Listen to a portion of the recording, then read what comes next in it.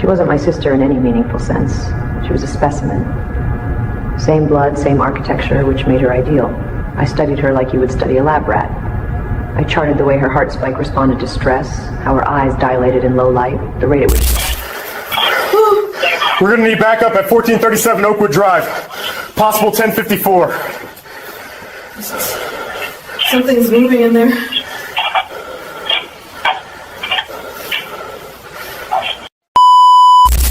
This account reconstructs a welfare check using patterns repeatedly documented in real cases. Names and identifying details have been altered. On December 12, 2025, at approximately 2:14 p.m., officers Daniel Ramirez and Tara Wilson of the Riverdale Police Department responded to a welfare check at 1437 Oakwood Drive. Officer Ramirez, a 7-year veteran with an exemplary record, and Officer Wilson, with 4 years of service and specialized training in evidence preservation, had no idea that this routine call would soon become the department's most disturbing case in decades. What they discovered behind that basement door would not only change their careers forever, but would trigger a multi-agency investigation involving the FBI's Behavioral Analysis Unit and ultimately expose a horrifying secret that had been hidden in plain sight for months. You're watching this from Riverdale, a quiet suburban community with a population of just under 40,000, where violent crime rates have remained consistently below the national average for the past decade. If you want to see how this investigation unfolds and the shocking evidence that was recovered from that basement, subscribe now and hit the notification bell. The body camera footage from both officers captured everything that happened next. As they waited for backup, they examined the basement door more closely. The deadbolt was new, the wood around it still lighter than the rest of the frame. Officer Wilson noted that the lock appeared to have been installed from the outside, not the inside. Why would someone need to lock a storage room from the outside? Officer Wilson whispered. The basement windows had been covered with black plastic sheeting, visible from the small gap beneath the door. And that smell, growing stronger by the minute, was one both officers recognized from their training. Within 7 minutes, 3 additional units arrived, including Detective Alex Holloway, who had investigated 27 homicides during his 15-year career. Right here, see the gap? It's not flush. Yeah, go ahead. On 3. 1, 2, 3. There it goes. Jesus, look at that. It's a whole room. High tech, Surgical too. trays, anesthesia, coolers in the corner. Get photos of everything. Nobody touches a thing. After a brief assessment, Detective Holloway made the decision to force entry into the locked room, citing exigent circumstances. The body cameras captured the moment when Officer Ramirez used a battering ram to break through the door. What they found inside caused even the veteran detective to step back in shock. The basement had been converted into what appeared to be a makeshift laboratory and storage facility. The room contained 7 large freezers, each secured with padlocks. Along the walls were shelves lined with hundreds of labeled containers. A stainless steel table dominated the center of the room, with drains built into the floor beneath it. But it was the wall of photographs that immediately caught their attention. Dozens of images of unknown individuals, each marked with dates going back approximately 14 months. Jesus Christ, Detective Holloway muttered, his voice captured clearly on the body camera footage. Nobody touch anything. This is now a major crime scene. As the officers secured the scene, upstairs, Marissa Brooks was becoming increasingly agitated. What's happening? Did you find Elena? Is she okay? She demanded, attempting to move past the officer stationed at the top of the basement stairs. Ma'am, I need you to remain calm and stay in the living room, the officer instructed. What none of the officers knew at that moment was that Marissa Brooks had already made 3 calls since their arrival, calls that would later become crucial evidence in the case. The investigation was about to reveal that Elena Brooks, the supposed victim, had not been in that house for months, and the sister who had reported her missing was hiding secrets that would shock the entire community. As Detective Holloway called for additional resources, including the crime scene unit and the medical examiner, he had no way of knowing that this case would eventually lead to the discovery of evidence linking to 17 missing persons cases across 3 states. The Riverdale Police Department had never handled a case of this magnitude. Within hours, the FBI would be called in, and what they discovered in those freezers would make national headlines. Do you think the police should have entered the basement without a warrant? Or did the welfare check and suspicious circumstances justify their actions? Let us know in the comments. In the next segment, we'll show you what investigators found when they opened those freezers, and the shocking revelation about who Elena Brooks really was. Information that would turn this investigation completely upside down. By 4:30 p.m., the quiet suburban street had transformed into a full-scale crime scene. Neighbors gathered behind yellow police tape as unmarked vehicles and crime scene vans lined the curb. Inside the house, Detective Holloway coordinated with a newly arrived forensic team while keeping a careful eye on Marissa Brooks, who remained in the living room under the supervision of Officer Wilson. "I don't understand what's happening," Marissa insisted, her voice rising. "Where's my sister? Why won't anyone tell me anything?" What Marissa didn't know was that Detective Holloway had already made a disturbing discovery. According to the property records pulled up on his tablet, the house at 1437 Oakwood Drive had been purchased 14 months ago, not by Elena Brooks, but by Marissa Brooks herself. In the basement, forensic technician Veronica Nguyen carefully photographed each item before evidence collection began.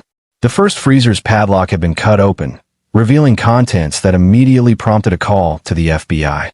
The victim appears to have been dismembered post-mortem, medical examiner Dr. James Patel noted in his preliminary report, dictating into a recorder as he examined the contents.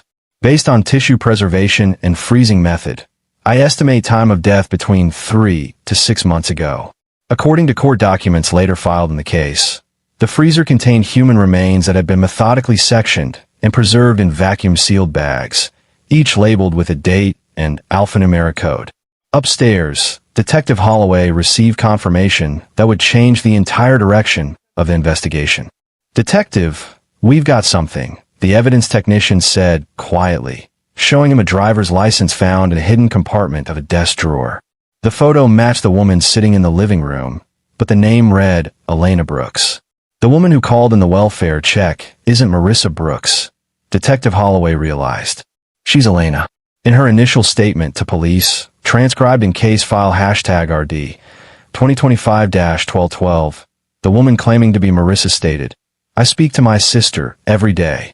We're very close since her divorce. When she didn't answer my calls for 3 days, I knew something terrible had happened." But phone records would later reveal no calls between Elena and Marissa Brooks in the 6 months prior to the welfare check. In fact, according to multiple witness statements, the real Marissa Brooks had not been seen by neighbors or co-workers since July 2025. "I lived next door to Elena for 3 years," neighbor Thomas Carpenter told investigators in his sworn statement. "The woman who's been living there for the past year is definitely Elena, not her sister. I'd see her collecting mail addressed to Marissa, but I just assumed she was house-sitting or had moved in after her divorce." As forensic teams continued processing the basement, they discovered a laptop hidden behind one of the freezers. Digital forensics would later recover deleted files containing detailed notes, financial records, and what appeared to be a methodical plan spanning more than 18 months. The level of premeditation is extraordinary, FBI Special Agent Vanessa Rodriguez noted in her case assessment. The suspect maintained 2 separate identities simultaneously, effectively erasing her sister while assuming her life. At 5:47 p.m., Detective Holloway made the decision to formally detain Elena Brooks for questioning. The body camera footage shows her reaction, not surprise or confusion, but a strange calm. "You've made a mistake," she said quietly as Officer Wilson placed her in handcuffs. "I'm Marissa Brooks. I can prove it." But the evidence was mounting against her. In a master bedroom closet, investigators discovered a hidden compartment containing multiple identification documents for both Elena and Marissa Brooks, along with financial records showing that Marissa had a $2.5 million life insurance policy naming Elena as the sole beneficiary. The policy was taken out 18 months ago, Financial Crimes Detective Laura Simmons reported, just 2 weeks after Elena Brooks finalized her divorce and lost her primary source of income. According to divorce records obtained by investigators, Elena's ex-husband, Dr. Richard Winters, had been the primary breadwinner during their 12-year marriage. The settlement left Elena with significantly less than she had demanded, creating what prosecutors would later call a financial motive for an elaborate identity theft and insurance fraud scheme. But as investigators would soon discover, insurance fraud was just the beginning. The second freezer contained remains that didn't match Marissa's description. DNA testing would later identify them as belonging to Thomas Geller, a 43-year-old pharmaceutical sales representative who had been reported missing in October 2025. The victim had no known connection to either Elena or Marissa Brooks, stated the FBI preliminary report. However, his vehicle was found abandoned less than 2 miles from the Oakwood Drive residence. By 8:30 p.m., the FBI's evidence response team had arrived to assist local authorities. Their specialized equipment revealed blood evidence on the basement floor despite extensive cleaning efforts. Luminol testing showed large areas of blood spatter that had been meticulously cleaned, but still left trace evidence detectable under alternative light sources. The basement was essentially a processing facility. FBI Special Agent Rodriguez testified in later court proceedings. The steel table had drainage systems similar to those used in medical examinations or mortuary services. The suspect had created an efficient system for processing and preserving human remains. As investigators continued their work, they made another disturbing discovery. Hidden behind the wall of photographs was a calendar with dates circled in red. Each date corresponded to a disappearance reported within a 50-mile radius over the previous year. She was hunting, Detective Holloway concluded in his case notes, selecting victims based on some criteria we haven't yet identified. The photographs themselves revealed a pattern. Each showed an individual who appeared to be under surveillance, at gas stations, grocery stores, walking to their cars. 17 of the photographs had been marked with a red X. 3 were circled, but not marked. We believe the marked photographs represent completed acts, FBI behavioral analyst Dr. Sydney Williams stated in her assessment. The unmarked photos likely indicate future targets. By midnight, investigators had opened all 7 freezers. The contents confirmed their worst fears: human remains from multiple victims, all processed in the same methodical manner. The total number of victims would not be confirmed until DNA testing was complete, but initial estimates suggested at least 11 individuals. What puzzled investigators most was how Elena Brooks, a former elementary school librarian with no criminal history or medical training, had developed the skills necessary for such methodical work. The answer came at 2:17 a.m. when digital forensics recovered deleted browser history from the hidden laptop. Elena had spent months researching forensic techniques, human anatomy, and methods to dispose of human remains. She had accessed medical journals, forensic textbooks, and even participated in online forums discussing body preservation methods. The level of research is unprecedented, noted FBI digital forensics specialist Aaron Patel. The suspect spent thousands of hours studying techniques to both commit and conceal these crimes. But perhaps most disturbing was the journal recovered from a hidden compartment in Elena's bedroom.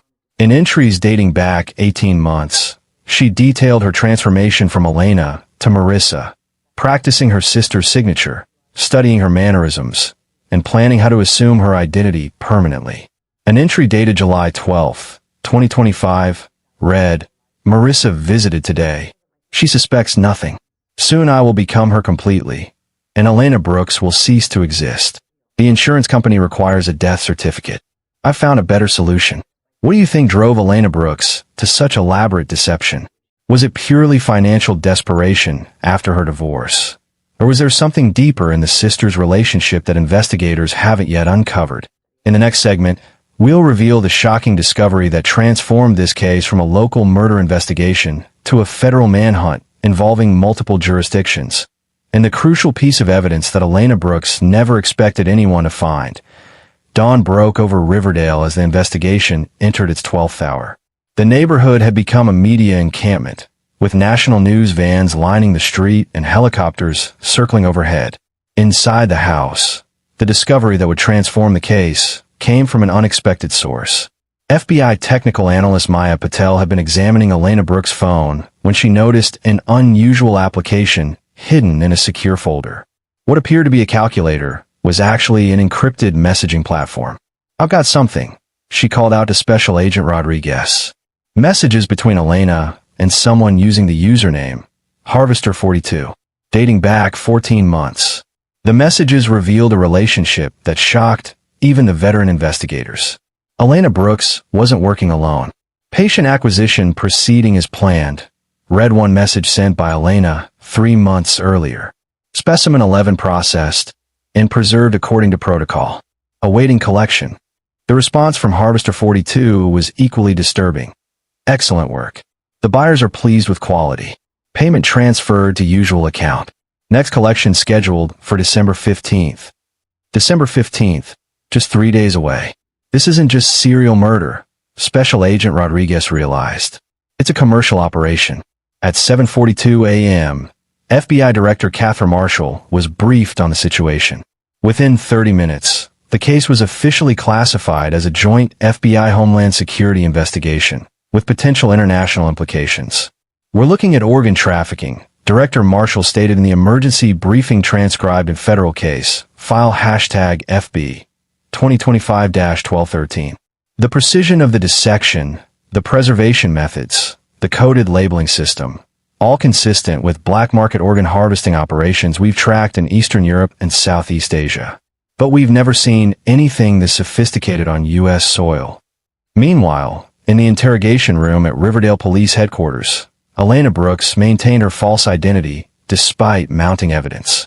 The interrogation video shows her calm demeanor as Detective Holloway presented photograph after photograph of victims. "I don't know these people," she insisted. "I'm Marissa Brooks. I'm the victim here. My sister is missing." The breakthrough came at 9:17 a.m. when Detective Holloway employed a different strategy. "We found the offshore accounts," he said, sliding a folder across the table. There it is. Told you we'd get here eventually. Want to go ahead and open it, or do you already know what's inside? I don't need to look. Then tell me about the transfers. Cayman Islands, Singapore, Dubai. Over $4 million in payments. We know about Harvester 42. Elena's composure cracked visibly. The interrogation video captures the moment. A slight widening of the eyes. A twitch at the corner of her mouth. "I want immunity," she said after a long silence. "That's not on the table," Detective Holloway replied. "Then I have nothing to say." But Elena Brooks had already said too much. By responding to Harvester 42, she had inadvertently confirmed her true identity. As the interrogation continued, a more significant development was unfolding at the crime scene. Behind a false wall in the basement, investigators discovered a hidden room containing medical equipment, surgical instruments, anesthesia machines, and specialized preservation containers designed for organ transport. "This is hospital-grade equipment," noted Dr. Veronica Winters, the medical examiner's surgical consultant. "Some of these items are restricted to licensed medical facilities. They're not available to the general public." According to Dr. Winters' assessment, documented in evidence file #RD 2025-1212, E42, the surgical instruments show evidence of extensive use but are meticulously maintained. The precision of the incisions observed in the victims suggests the perpetrator has advanced surgical training or is working under the direction of someone with medical expertise. This assessment raised a critical question. How did a former school librarian acquire such specialized skills and equipment? The answer came 11:23 a.m. when the FBI's background investigation into Elena Brooks revealed a detail missing from her initial background check. Before becoming a librarian, Elena had worked as an administrative assistant at Riverdale Memorial Hospital's organ transplant department for 3 years. She had access to the entire transplant process, noted Special Agent Rodriguez. Donor matching, preservation protocols, transportation logistics. She observed the entire system from the inside. But the most shocking revelation came from Elena's ex-husband, Dr. Richard Winters, who arrived at the police station after seeing the news reports. "I can't believe this," he told investigators in his recorded statement. "Elena was always fascinated by my work in transplant surgery. After we married, she took that hospital job to be closer to the field. When I filed for divorce, she became obsessed with proving she could succeed in medicine without me." Dr. Winters paused before adding the detail that would change everything. "The divorce wasn't just about growing apart. I found research on her computer, studies on organ preservation, black market prices, identity theft. When I confronted her, she said it was for a novel she was writing. I should have known better." According to court documents, Dr. Winters had reported his concerns to hospital administration shortly before their divorce, resulting in Elena's termination. What he didn't know was that she had already established connections with international organ trafficking networks through the hospital's darkest corners. At 1:45 p.m., the investigation took another dramatic turn when digital forensics recovered deleted emails from Elena's laptop. The emails contained detailed dossiers on potential victims, medical histories, blood types, tissue compatibility markers. She wasn't selecting victims randomly. She was harvesting specific organs for specific buyers. This operation has all the hallmarks of a sophisticated medical trafficking network, stated FBI Special Agent Thomas Park in his case assessment. The suspect was essentially running a boutique organ harvesting business, targeting healthy individuals with specific medical profiles that matched buyer requirements. As investigators pieced together the timeline, they realized Elena's operation had evolved. What began as a plan to fake her sister's death for insurance money had transformed into something far more lucrative when she discovered the organ trafficking network through her hospital connections. The real Marissa Brooks had likely been her first victim, not just for the insurance money, but as a test case for her harvesting techniques.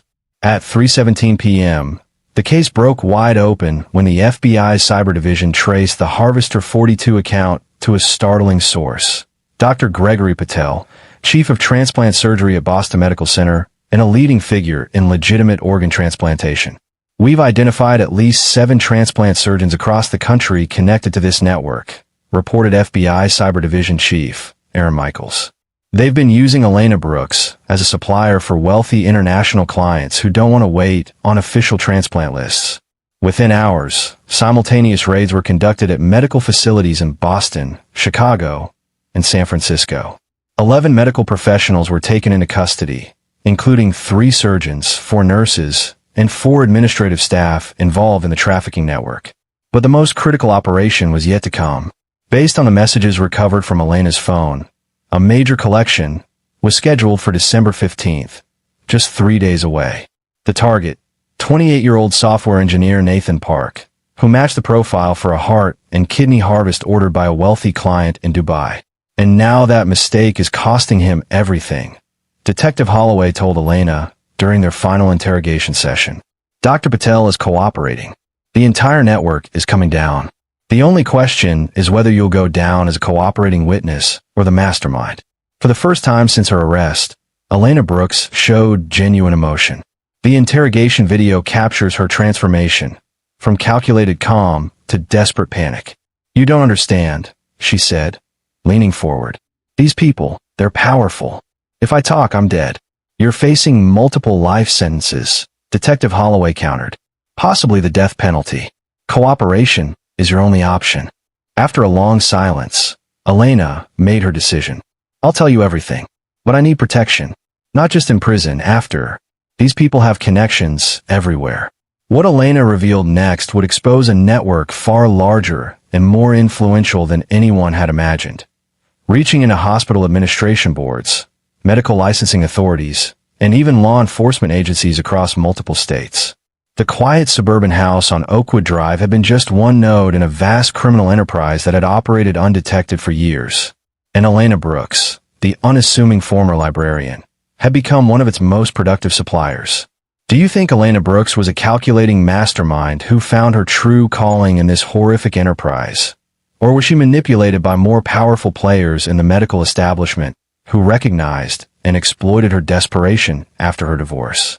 In the next segment, we'll reveal how federal authorities used Elena's information to set up an elaborate sting operation that would save Nathan Park's life and bring down one of the largest organ trafficking networks ever discovered in North America.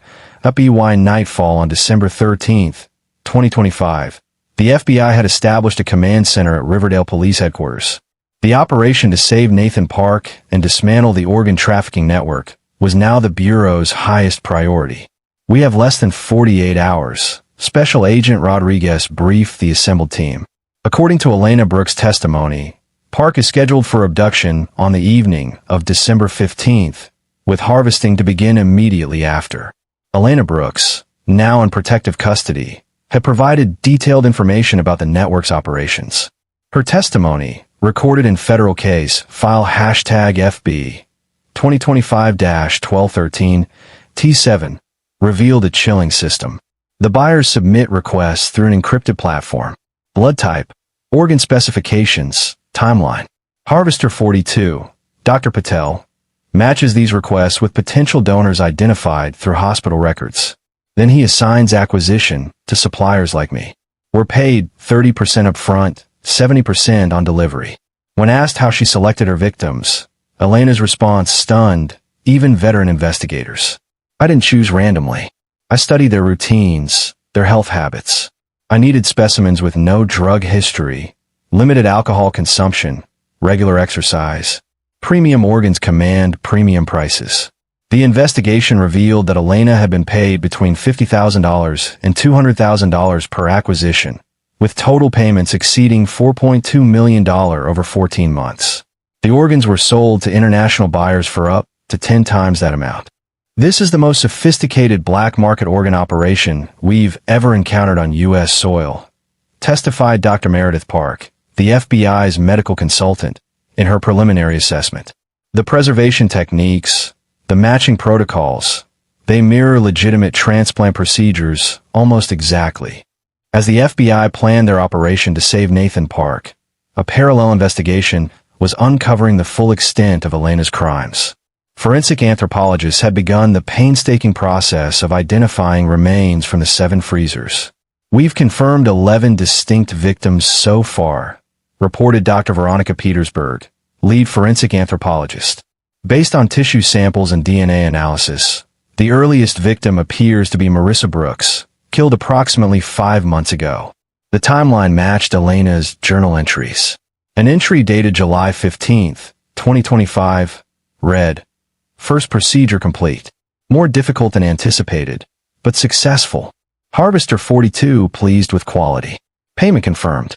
Meanwhile, the investigation into Dr. Gregory Patel was revealing an operation far larger than initially suspected. His cooperation, secured through a plea agreement, exposed a network spanning 12 countries and involving over 30 medical professionals. "I never performed the surgeries myself," Dr. Patel insisted in his recorded testimony. "I only facilitated connections between suppliers and buyers. The actual transplants were performed by surgeons in private clinics overseas." But evidence recovered from Dr. Patel's encrypted files told a different story. Financial records showed he had received over $12 million in consulting fees from a shell company in the Cayman Islands linked to an exclusive private hospital in Dubai. Dr. Patel wasn't just a middleman, noted FBI financial crimes specialist Jennifer Martinez. He was the architect of the entire operation. He identified vulnerable medical professionals with financial problems, recruited them into the network, and established the protocols for organ acquisition and transport.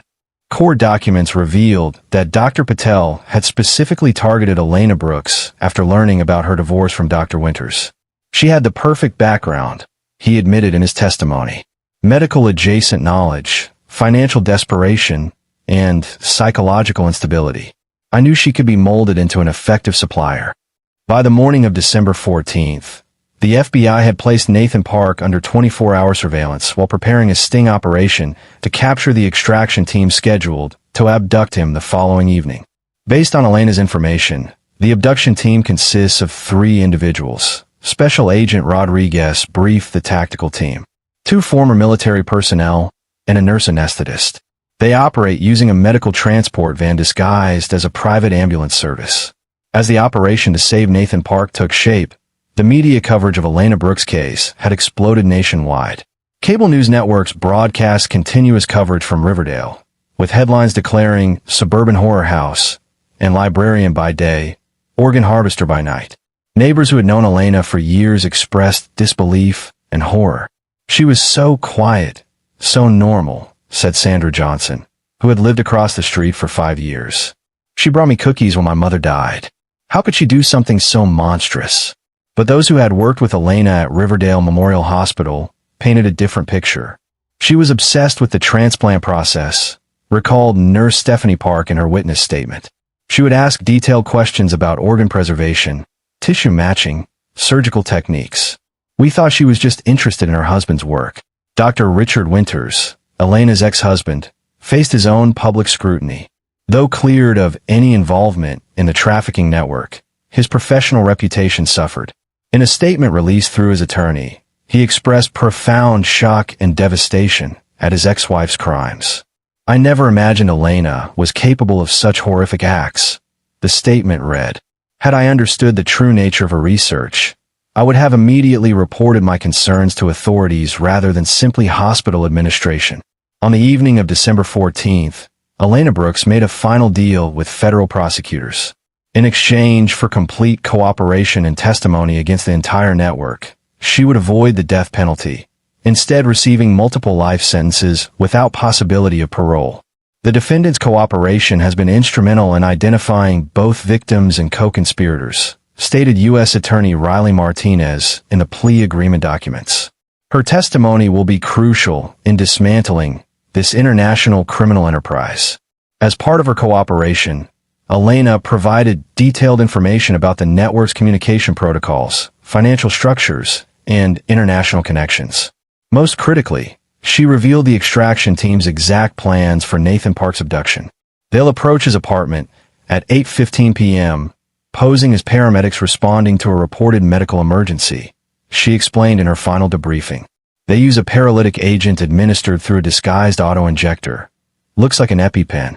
The victim is conscious but completely immobilized within seconds. Armed with this information, the FBI finalized their operation. 30 agents were positioned around Nathan Park's apartment building, with tactical teams ready to intercept the extraction team. Nathan Park himself had been secretly relocated, with an FBI agent of similar build taking his place in the apartment. At 8:12 p.m. on December 15th, surveillance cameras captured a white van with medical insignia pulling up to Nathan Park's building. 3 individuals in paramedic uniforms exited the vehicle, carrying medical bags and a gurney. Subjects approaching the target location, reported the surveillance team. Moving exactly as predicted, the extraction team entered the building, completely unaware they were walking into a trap. Body camera footage from the operation shows the moment when the team knocked on the apartment door, announcing themselves as paramedics responding to a medical emergency. When the door opened, they were met by a team of FBI agents with weapons drawn. The extraction team surrendered without resistance, clearly shocked by the ambush. They never expected to be caught, noted Special Agent Rodriguez in her operation report. Their confidence in the network's security had made them careless. The arrests triggered simultaneous operations across the country. In total, 27 individuals were taken into custody that night, including surgeons, nurses, medical administrators, and transportation specialists connected to the network. International arrest warrants were issued for 15 additional suspects, including wealthy clients who had purchased organs and surgeons who had performed illegal transplants. The financial investigation uncovered over $75 million in payments processed through the network over the past 3 years. Assets were frozen, properties seized, and medical licenses revoked as the full extent of the operation became clear. For Elena Brooks, the consequences were immediate and permanent. Her plea agreement guaranteed she would spend the rest of her life in federal prison, housed in a special protective custody unit due to the high-profile nature of her crimes and her cooperation against powerful criminal elements. The defendant has expressed no remorse for her victims, noted the pre-sentencing psychiatric evaluation. She views her actions through a transactional lens, describing the harvesting of human organs in the same clinical terms one might use for any business operation. When asked by investigators why she had targeted her own sister as her first victim, Elena's response was chillingly pragmatic. "I needed to practice on someone I knew well. Someone whose disappearance I could explain. Someone whose identity I could assume. Marissa was the logical choice." The case against Elena Brooks and the organ trafficking network would become one of the most significant federal prosecutions of the decade, with implications reaching far beyond the quiet suburban street where it all began. Do you believe the justice system's focus should be on punishing Elena Brooks for her horrific crimes? Or should the priority be using her cooperation to dismantle the entire network that enabled and profited from this organ trafficking operation? In our final segment, we'll examine the aftermath of this case, how it changed transplant medicine forever, the reforms it triggered in hospital security protocols, and the lasting impact on the families of Elena's victims, including the real Marissa Brooks, whose identity was stolen by the sister who took her life. 3 weeks after the discovery at 1437 Oakwood Drive, the quiet suburban neighborhood was still reeling from the shock. News vans remained stationed at the perimeter of the police tape, and curious onlookers drove by slowly, trying to glimpse the house where such horrors had occurred. On January 3, 2026, in a packed federal courtroom, Judge Riley Martinez presided over the initial hearing in United States versus Elena Brooks. Due to the extraordinary nature of these crimes and the defendants' continued cooperation with federal authorities, this court will expedite proceedings while ensuring all constitutional protections remain in place, Judge Martinez stated, addressing the gallery filled with journalists and family members of victims. Elena Brooks, dressed in an orange jumpsuit and shackled at the wrists and ankles, showed no visible emotion as the charges were read. 11 counts of first-degree murder, human trafficking, conspiracy, fraud, and numerous other federal violations. The defendant has waived her right to a jury trial and entered guilty pleas to all charges, announced U.S. Attorney James Park. In exchange for her continued cooperation in dismantling the larger criminal enterprise, the government has agreed not to seek the death penalty. The plea agreement, unprecedented in its scope, reflected the value of Elena's testimony against the organ trafficking network. She would receive multiple life sentences without possibility of parole, to be served in a specialized federal facility with enhanced security protocols. Even as Elena's case moved towards sentencing, the larger investigation continued to expand. She was my only child. Every morning I wake up and I reach for her, and she's gone. You'll never know what you took from us. Thank you, Mrs. Bennett. You may step back. Mr. Torres, the court has considered the evidence, the jury's verdict, and the statements heard today. It is the judgment of this court that you be committed to the custody of the Bureau. Dr. Gregory Patel, facing similar charges, had followed Elena's example and turned state's evidence. His testimony had already led to the arrest of 27 individuals across 6 countries. This network operated with impunity for years, stated FBI Director Catherine Marshall at a press conference on December 30, 2025. Thanks to the evidence recovered from the Oakwood Drive residence, we've identified connections to illegal transplant operations in 12 countries. This will likely become the largest organ trafficking prosecution in history. For the families of Elena's victims, the swift legal proceedings provided some measure of closure, though their grief remained raw and overwhelming. The remains recovered from the freezers had been identified through expedited DNA analysis, allowing families to begin planning funerals even as the holiday season approached. Among them was the family of the real Marissa Brooks, whose parents had spent months believing their daughter was alive while Elena impersonated her. "She stole my daughter twice," said Catherine Brooks, Marissa's mother, in her victim impact statement during a preliminary hearing. "First her life, then her identity.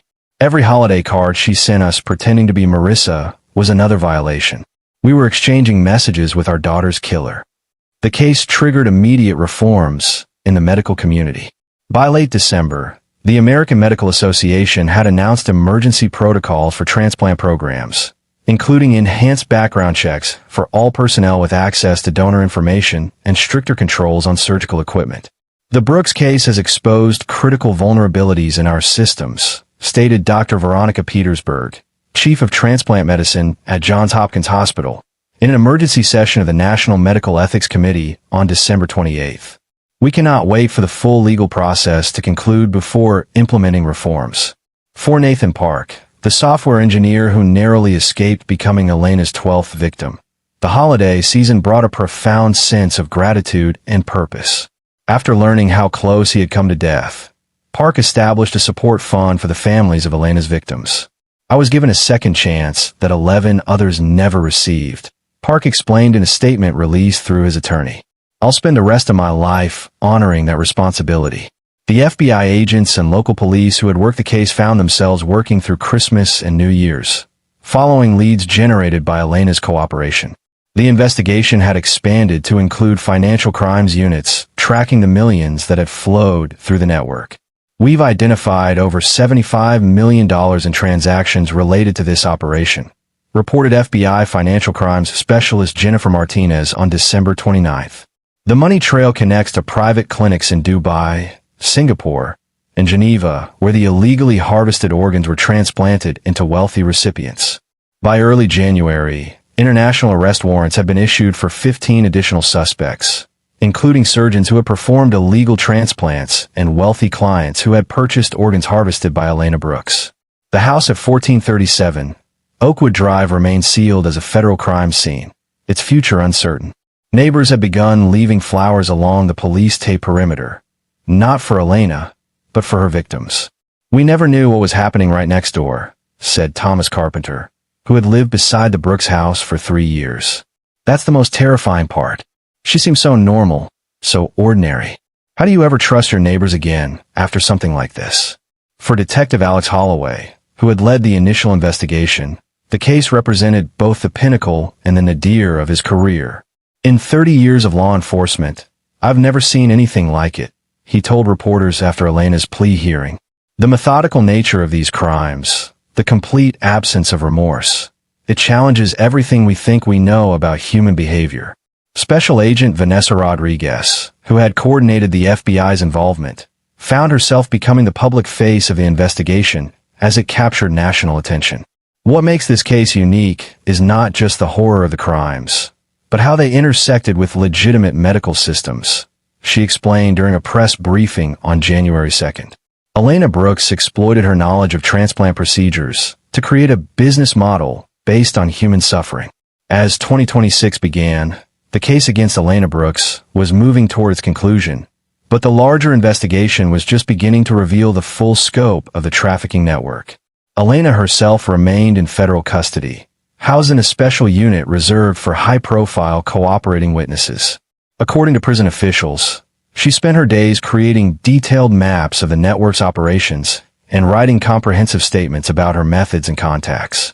Prison psychologists who evaluated Elena found no evidence of remorse or emotional distress over her crimes. In her initial psychological assessment, completed on December 24th, the lead psychiatrist noted, "The subject displays classic traits of malignant narcissism combined with antisocial personality disorder.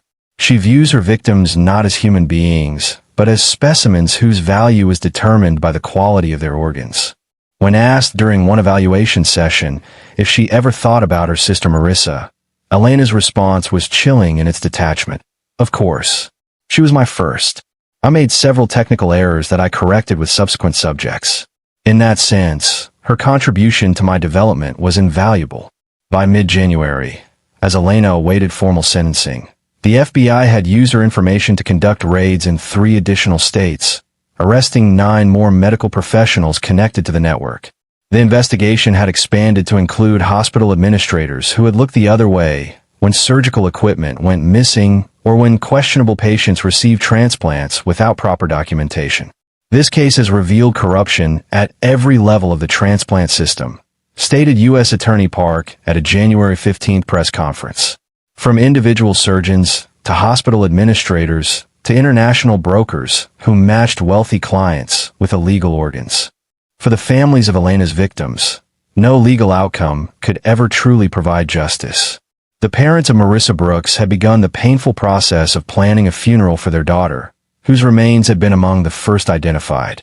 "We lost Marissa months ago, but we're only now able to mourn her," Robert Brooks told reporters outside the courthouse.